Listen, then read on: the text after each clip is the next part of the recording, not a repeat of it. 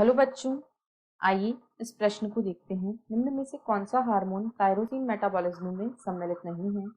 विकल्प ए कैल्सीटोनिन, विकल्प B melanin, विकल्प सी थायरॉक्सिन या विकल्प डी एपिनेफ्रिन। इस प्रश्न की जो मुख्य अवधारणा है, मुख्य अवधारणा वह है टायरोसिन।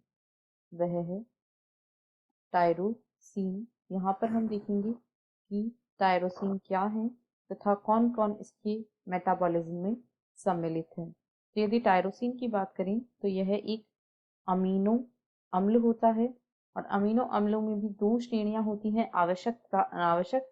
तो यह एक अनावश्यक अमीनो अम्ल होता है। टायरोसिन जो होता है, यदि इसके मेटाबॉलिज्म को देखें, मेटाबॉलिज्म, तो यह कई अन्य हार्मोनों यह कई अन्य हार्मोन वर्णक तथा एल्केलॉइड के लिए यह कई हार्मोन वर्णक तथा एल्केलॉइड का पूर्ववर्ती होता है। यह कई हार्मोन वर्णक तथा एल्केलॉइड का पूर्ववर्ती यानी कि प्रिकर्सर होता है।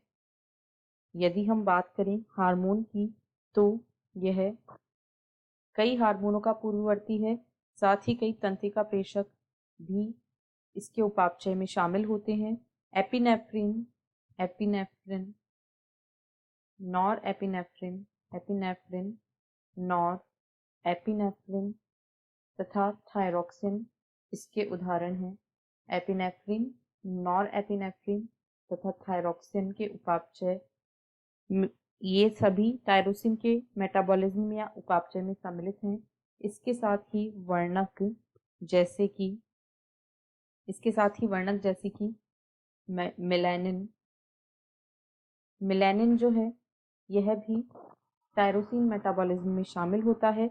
टायरोसिन इसका पूर्ववर्ती होता है और कई एल्केलॉइड जैसे मॉर्फिन इत्यादि के पूर्ववर्ती भी टायरोसिन होता है।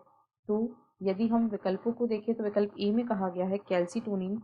कैल्सीटोनिन जो होता है, यह एक पॉलीपेप्टाइड हार्मोन होता है जो 32 अमीनो अम्लों से मिलकर बना होता है और यह बढ़े हुए कैल्शियम स्तर के जब कैल्शियम का स्तर रक्त में बढ़ जाता है तब इसका स्रवण होता है।